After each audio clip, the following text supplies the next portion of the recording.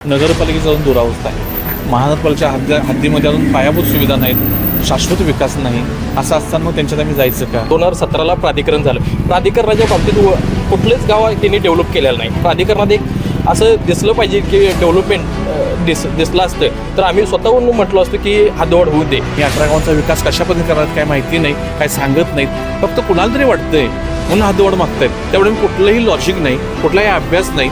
त्यामुळे हद्दवाढीला आमचा विरोध आहे, होता आणि राहणार. मुळात लहान भाऊ आणि मोठा भाऊ हा आहे, आम्हाला मान्य आहे. आमचा मोठा भाऊ शहर आहे म्हणून काय मग तुम्ही मोठ्या म्हणून आमचं अत्याचार करणार का, अन्याय करणार का, मग अन्याय सहन करायचं काय? आम्ही आमची न्यायालयीन लढाई लढू, रस्त्यावरची लढाई लढू, येणाऱ्या काळामध्ये आंदोलन तीव्र करू, पण कदापि हद्दवाढ मान्य करणार नाही. आ आ आई येस ब ब बदक क क कणीदार ख ख खमंग ग ग कोल्हापूर शहराची हद्दवाढ व्हावी यासाठी आता कोल्हापूर शहर हद्दवाढ कृती समितीच्या वतीनं तीव्र आंदोलन करण्यात येत आहे. आता त्याला कोल्हापूर शहराला हद्दवाढ विरोधी कृती समितीनं देखील आव्हान दिलेलं आहे. कोल्हापूर शहरात काल बघायला गेलं तर एकीकडे कृती समिती आणि विरोधी कृती समिती अशी दोन आंदोलनं कोल्हापूरमध्ये झाली आणि विरोधी कृती समितीनं ज्या वेळेला आंदोलन केलं जिल्हाधिकारी कार्यालयासमोर, या आंदोलनात त्यांनी असा इशारा दिला की आज जी काही 18 गावं आणि 2 MIDC आहेत, या टोटल 20 गावांमध्ये कडकडीत बंद पाळण्याचा इशारा त्यांनी दिला आहे. आज खरं पाहायला गेलं तर उपमुख्यमंत्री एकनाथ शिंदे यांच्या नेतृत्वाखाली मंत्रालयामध्ये बैठक जी हद्दवाढ समितीची सुरू आहे आणि या बैठकीमध्ये नेमकं काय घडतंय हे पाहणं महत्त्वाचं ठरणार आहे. मात्र अद्याप विरोधी कृती समितीची नेमकी मागणी काय आहे, हद्दवाढला त्यांचा विरोध का आहे, हे आपण या ग्राउंड रिपोर्टमधून जाणून घेणार आहोत. साहेब काय सांगाल, आत्ता सध्याच्या घडीला आपण आज कडकडीत बंद पाळलेला आहे. आपण बघतोय की सर्व 18 गावं जी आहेत 18 गावांमध्ये बंद पाळला गेलेला आहे. का विरोध हद्दवाढीला? नाही, मुळात हद्दवाढीला विरोध असायचं कारण म्हणजे नगरपालिकेचा अजून दुरावस्था आहे. महानगरपालिकेच्या हद्दीमध्ये अजून पायाभूत सुविधा नाहीत, शाश्वत विकास नाही. असं असताना मग त्यांच्यात आम्ही जायचं का? आपण एक 3.5 शक्तिपीठापैकी एक असणारं या ठिकाणी अंबाबाईचं उदाहरण घेतलं तर त्या येणाऱ्या लाखो लोक या ठिकाणी येतात भक्त म्हणून, पण त्यांच्या मुताराची व्यवस्था नाही, त्यांच्या शौचालयाची व्यवस्था नाही. स्त्री भाविकांची तर खूप विटंबना या ठिकाणी या निमित्तानं होत असते. मग अशी परिस्थिती आहे. त्या ठिकाणी कोल्हापूर महानगरपालिकेचं सभागृह बघितलं तर 2020पासून सभागृह अस्तित्वात नाही, पण त्यावेळेस नगरसेवकांना बसण्याची सुविधा त्या ठिकाणी नाही आणि नवीन नगरसेवक कुठं बसणार आहेत काही माहिती नाही. रोड मॅप नाही, 18 गावांचा विकास कशा पद्धतीने करणार काय माहिती नाही, काय सांगत नाहीत. फक्त कुणाला तरी वाटतंय म्हणून हद्दवाढ मागतायत. त्यामुळे कुठलंही लॉजिक नाही, कुठलाही अभ्यास नाही. त्यामुळे हद्दवाढीला आमचा विरोध आहे, होता आणि राहणार.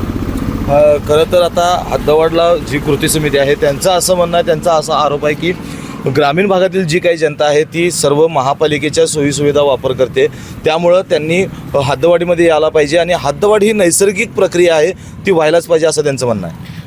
निश्चित ते जरी आमच्या आता शेजारी म्हणण्यासारखं जरी असतील तर त्यांचं म्हणणं योग्य आहे, पण त्यांना पण माहिती पाहिजे की इथं शेतीवर अतिक्रमण आणून इथं भाजीपाला बंद करून मग ती काय खाणार आहे. त्यांनी त्याचा स्वतः अभ्यास करावा. त्यांनी काय खावं, काय बिस्किट खाऊन झोपाय पाहिजे मग भाजीपाला नसेल तर. आमच्या जे गाव आहे गावचं समृद्ध टेकवण्यासाठी गाव पण पाहिजे आणि मुळात म्हणजे हद्दवाढ जर झाली तर 2017ला प्राधिकरण झालं. प्राधिकरणाच्या बाबतीत कुठलेच गाव त्यांनी डेव्हलप केलेलं नाही. प्राधिकरणात एक असं दिसलं पाहिजे की डेव्हलपमेंट दिसलं असतं तर आम्ही स्वतःहून म्हटलं असतं की हद्दवाढ होऊ दे आणि आम्ही विरोध केला नसता हद्दवाढीच्या बाबतीत. म्हणून आम्ही त्यांना मत आहे की गावचं पहिलं डेव्हलपमेंट दाखवू द्यात, रोड मॅप दाखवू द्यात, त्याच्या पुढे आम्ही डिसिजन घेईन. निश्चित या ठिकाणी मला याबद्दल सांगायला आवडेल की निश्चित त्यांच्या काही सेवा मी वापरतो, नकार देण्याचा काही अर्थ नाही आहे. या ठिकाणी KMT वापरतो, पण KMT निव्वळ ग्रामीण जनतेवर तरलेली आहे. या ठिकाणी जटरावाडीपासून लोणावळापर्यंत बस जाते, जटरावाडीपासून गंगावेशपर्यंत बस लोंबकत लोक प्रवास करतात, पण लोणावळापासून पुढं अगदी गंगावेशपासून लोणावळापर्यंत जाणारी बस आहे त्यात प्रवासी नसतात.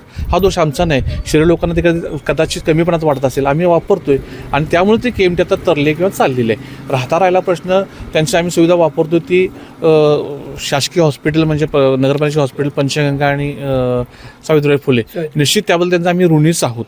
पण त्यालाही काही प्रमाणात फंडिंग हे राज्य शासनाला देत असतं आणि त्यांचा त्यावर आमचा अधिकार आहे. CPR म्हणलं तर जिल्हा रुग्णालय ते आम्हाला वापरायचा अधिकार आहे. आमचंच रुग्णालय ते फक्त जिल्ह्याच ठिकाण म्हणून त्या ठिकाणी झालेलं आहे. खरं तर गेल्या 40 वर्षांपासून काका हे आंदोलनाचे सुरू आहे. हद्दवाढ मागणी होत आहे. तुम्ही या गावामध्ये अनेक वर्ष तुम्ही वास्तव्य आहे.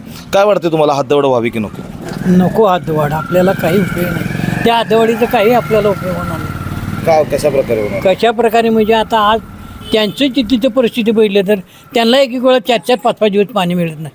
हे आम्ही सुखानं पाणी इथं रोज पितोय आणि काय तिथं जाऊन आम्हाला काय मिळणार आहे? आता बरीच लोकांनी सांगितलं आता आमच्या पुढारी लोकांनी काय काय परिस्थिती आहे, तिथली परिस्थिती काय काय, मग हे करून आम्हाला घेऊन काय उपयोग आहे त्याचा? साहेब तुमचं काय म्हणणं आहे हद्दवाढीच्या बाबतीत? तुमच्या काय भूमिका आहेत? माझ्या ज्या भूमिका आहेत की नाही, गेले मी 2002 ते 2007पर्यंत 7 12पर्यंत मी 2 वेळाला सरपंच बस भोवली गेले. पण आता कोल्हापूरच्या हद्दीत मी नगरसेवक जर बघितलं तर 30 नगरसेवक आमच्या सहवासात आहेत. पण त्यातले नगरसेवक आमच्या गावामध्ये येऊन राहिलेले आहेत. 3-3 हजार एकरचा प्लॉट घेतला आहे किंवा काय घेतलं आहे. मी कोल्हापुरातली माणसं जर आम्हाला इकडे वडिंग्यात येत असली तर हद्दवाढ आम्हाला त्यांना ती कंटाळून इकडे आल्यात. आता आमच्या गावामध्ये आता पाणी आम्ही साधारण वर्षाला 1500 रुपये देतो आहे. म्हणजे 100-125 रुपयाला पाणी देतो आहे लोकांना. 40 मिनटं पाणी देते. पाण्याची व्यवस्था चांगली आहे, स्कीम चांगली आहे, लोक आनंदाने येतात. काय तक्रार असली तर करतात बा आम्हाला. मग तिथं पण सरपंच लगेच जातात. तिथं काय तटलं असेल, कुठं लिकेज असेल ते बघतात. महापालिकेकडे गेलं तर कधी येणार? तर आता तुम्हाला ही जी स्कीम आहे कोल्हापूर महापालिकेकडे पाण्याची आता म्हणजे काळ्या मडीत आणलेली, किती वेळेला गळती झाली, किती वेळा लोकांचे आंदोलन झालीत किंवा काय झालं, ही पाण्याची परिस्थिती आहे. कचऱ्याचं तर वेगळंच प्रश्न आहे. साधा एखादा जन्मतारखेचा दाखला, मृत्यूचा दाखला जर आम्ही मागायचं म्हटलं तर ग्रामपंचायतकडे गेले तर अवघ्या 10 मिनिटात आम्हाला दाखला मिळते, मृत्यूचा दाखला. तिथे गेले तर 1-1.25 महिन्याचे असते. मग ते त्या नगरसेवकाला सांगा, ह्या नगरसेवकाला मग अधिकारी काहीतरी आम्हाला तेवढं पैसे द्या, 50 रुपये द्या, 100 रुपये द्या. मग ते 100 रुपये दिले की आम्हाला लगेच मिळते. पण आमच्या पंचायतमध्ये तसा काय प्रकार नाही की बाबा पैसे द्या आणि मग तुम्हाला मृत्यूचा दाखला देतो, असा काही संबंध येत नाही तिथं. आणि आता हाही व्यवस्थित होता. महापालिकेची परिस्थिती कशी आहे की अब KMTचं आता सांगितलं हे नाही की प्रकार. पण जटरावाडीपासून जे जाणारे सगळे वडिंग्यात मिळगत कोल्हापूरच्या महापालिकेमध्ये कोल्हापूर शहराचं उत्पन्न बघा, तिथं पॅसेंजर किती बसतात आणि ग्रामीणचं पॅसेंजर किती बसतात. गंगावेशीत गेले की सगळ्या वडापच्या स्टँडवर रिक्षा असतात. परत गंगावेशीत गेले की वळेवडं रिक्षा असतात. म्हणजे तिथनं ते सगळे वडापच्या गाडीनं जातात. महापालिकेच्या गाडीला येणार कवा 15 मिनिटांनी येणार, अर्धा तास, पण ती तासभर वेळ लागते. अशी इथं आमच्यासुद्धा वळणग्यातनं कोल्हापुरात जाणारे लोक आहेत. आमच्या इथं सुद्धा वडाप चालू आहे, पण ते KMTची वाट बघत नाहीत कोण.